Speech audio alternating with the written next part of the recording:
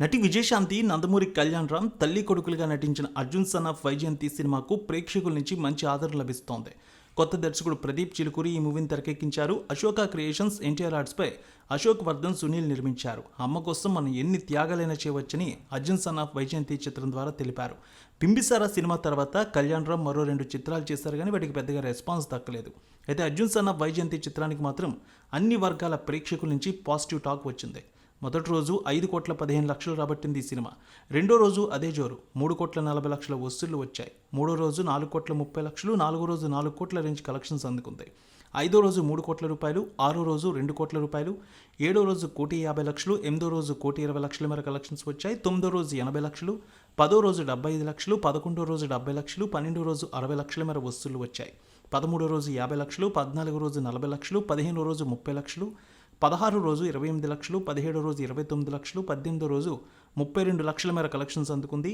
ఇక 19వ రోజు 30,00,000, 20వ రోజు 22,00,000, 21వ రోజు 21,00,000, 22 రోజులకి 25,00,000 వసూళ్ల మార్క్ అందుకుంది.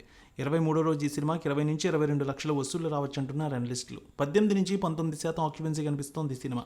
ఈ సినిమాకి ప్రధాన బలం విజయశాంతి, కళ్యాణ్ రామ్ అని చెప్పవచ్చు. కథ పాతదైనప్పటికీ వారిద్దరూ పోటీపడి నటించడంతో సినిమాపై మంచి అంచనాలు వచ్చాయి. ఒక శక్తివంతమైన తల్లి పాత్రలో విజయశాంతి చాలా బాగా నటించారు. సినిమా క్లైమాక్స్లో విజయశాంతి, కళ్యాణ్ రామ్ల మధ్య వచ్చే సీన్ అందరినీ కంటతడి పెట్టించేలా ఉంది. కథ విషాదాంతం కాకపోయినా పతాక ఘట్టాల్లో ఎమోషన్స్ ఆ స్థాయిలో ఉంటాయి.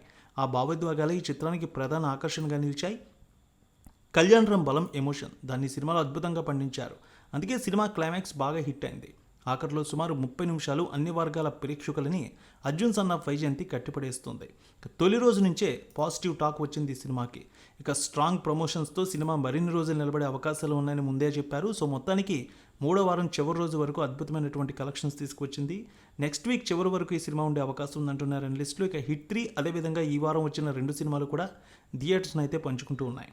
ఆక్యుపెన్సీ 18 నుంచి 20% మధ్య ఇప్పటికీ కనిపిస్తోంది 4వ వారం కూడా.